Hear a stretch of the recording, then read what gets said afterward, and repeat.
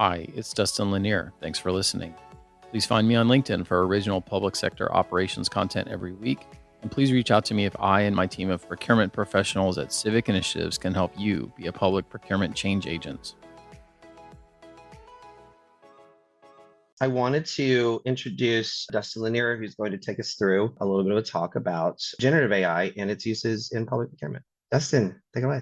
Great, thanks, Thao. And it's good to be on here on a panel with you and David and Mariel and people I respect as well. And this little segment is a 10-minute boil down of a speech I've done for as long as an hour and a half, because there's a lot to talk about. But I think that it'll be useful and interesting, and especially if people haven't had a lot of exposure to this topic yet, I'll go through a little bit on what this is, a little bit on how it works, and how to get to build a better understanding as an adult learner on these topics. So as Thao pointed out, the current AI explosion can span everything from video to text. But for this topic, and from a work perspective, we're generally going to be talking about the text characteristics of this. Here I've taken an interaction with ChatGPT to show you kind of how to think about it. So you're creating a prompt, you're asking it to do a thing, and then it's able to extrapolate a large amount of knowledge in a way that feels very uncanny. And I'll talk about how that works. So here I said, you're helping me with speech. I need 4 bullet points on what generative AI is for an audience that is building knowledge, but not yet experts. This is primarily focused on text, as the audience primarily writes, edits, and reviews documents as their core duties. So then in a conversational tone, because of the way that I've asked the question, of course, here's 4 tailored bullet points.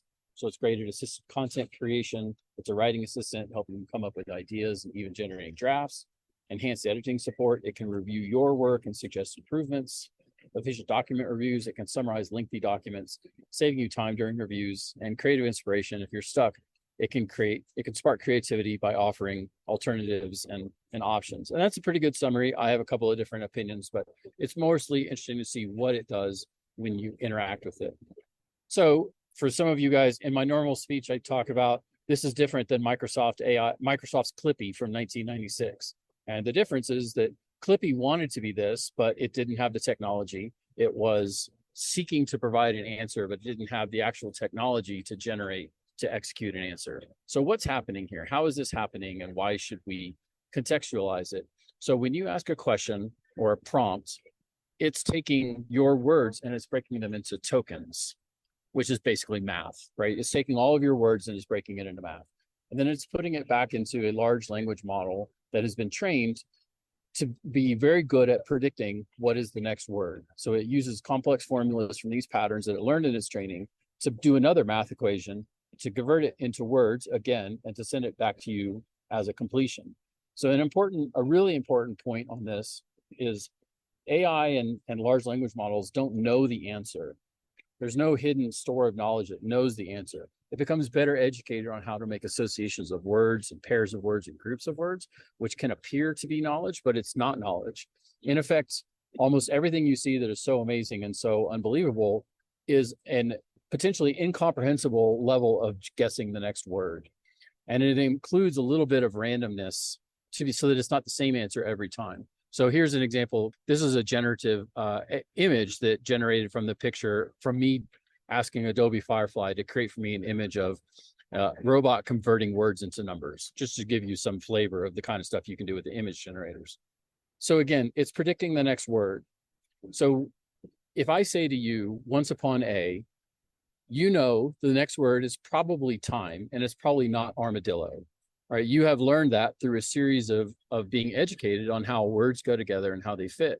So that kind of simple equation can be equated into basically this equation at the bottom. So what's the probability of the word time if the prior words were once upon a?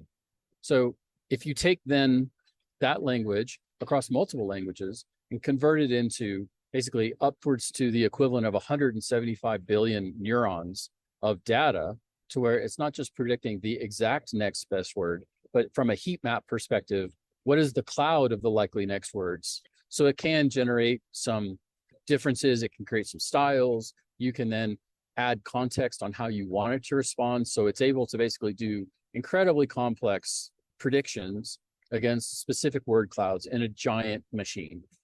So when I give this speech, one of the primary questions for people who haven't had any exposure to this is, well, what do I do with it? And to ChatGPT's discredit, it's a big black screen and it looks scary and it doesn't really give you a lot of like walk-in UI, right? So a lot of people are like, what do I do with it? And I strongly suggest that you get some paint on your hands, try to do some things. I'm going to talk about 3 things that you can do with it that can apply to your job. I strongly encourage you to play with it because adults learn differently than children. Adults are not going to sit and learn languages from scratch in general. They need games, they need interactions, they need aha moments. And there's a difference in the way that adults learn versus children. So do things like say, this is what I have in my refrigerator right now. Give me a meal plan for the week. Create for me an exercise plan that is going to hit these muscles. In my speech, my other speech, I have a song about procurement that was written in the style of Tribe Called Quest. And it's different than the way that the machine would create a song about procurement in the style of Drake or the style of, Miley Cyrus. So it has context and it can create context. So it's really important to get in, I think, and play with it and learn a little bit from it so that you're then interested to keep going. All right. I mentioned getting the paint on the hands and how the Chat GPT it's not very user-friendly when you walk into it. So you can interact with it in a very simple way, just going and typing those things in. Because it uses natural language processing, Thao mentioned Watson before. Watson is far off in a cloud and you need to have access to their gold standard X and you need to have data scientist Y. This is just right there and you can just go use it today, right now, through natural language processing. You can create very simple prompts. You can create very complex prompts, including things like how to simulate personas, the type of tasks you want it to do. It's great for organizing thoughts. I'll talk about that in a second. So the important thing about using it that way, like playing with it, and then some of these things I'll talk about on the next slide as far as the kind of stuff you could do that would apply to your job, is it helps kickstart having an AI-ready workforce. So here's an example of an article that I read on how to have an AI-ready workforce. In order to talk about it, I wanted to simplify this information. So you'll see here my prompt saying, I remove the description of the headers and leave me only with the headers in the following list. And then I did Control-C, I copied the whole article, Control-V, dropped it into ChatGPT, and it automatically parsed the whole thing for me. Could I have done that? Sure. By doing it with ChatGPT, was I done in 2 seconds? I was, right? So here from this article, the headers were building collaborative projects, having guest lectures like this, having research opportunities, practical applications, explainable AI. Can you actually talk about what this is and not get pulled away with, oh, this is magic or this is scary, but like, really, what is this, so that you can then be informed for the future.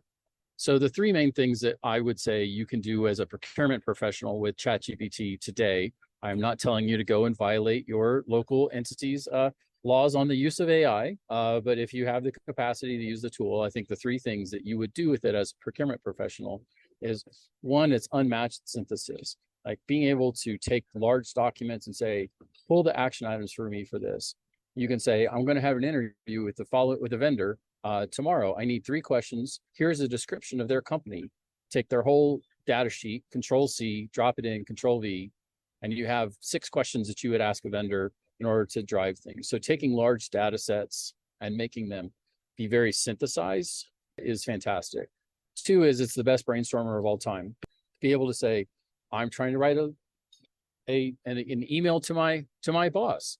He said something to the other day that I didn't like very much, but I need to stay professional. I would like to know this. I would like him to know that. I want this kind of thing. So you can use it. You can just sort of spiel all of your thoughts into a thing and it'll give you a professional document. Or I received this following information from a vendor. I need to be able to build a negotiation stance. Here's this, here's that. I've used it when I create questions for some of the podcast interviews. I'll say, I need 6 questions on this topic. Here's everything that I know about it so far. Enter, and it will give you a starting point. In the same way that if you ask a paralegal to write you a contract, you're still responsible for the contract. Regardless of what they wrote, you are responsible for the final product.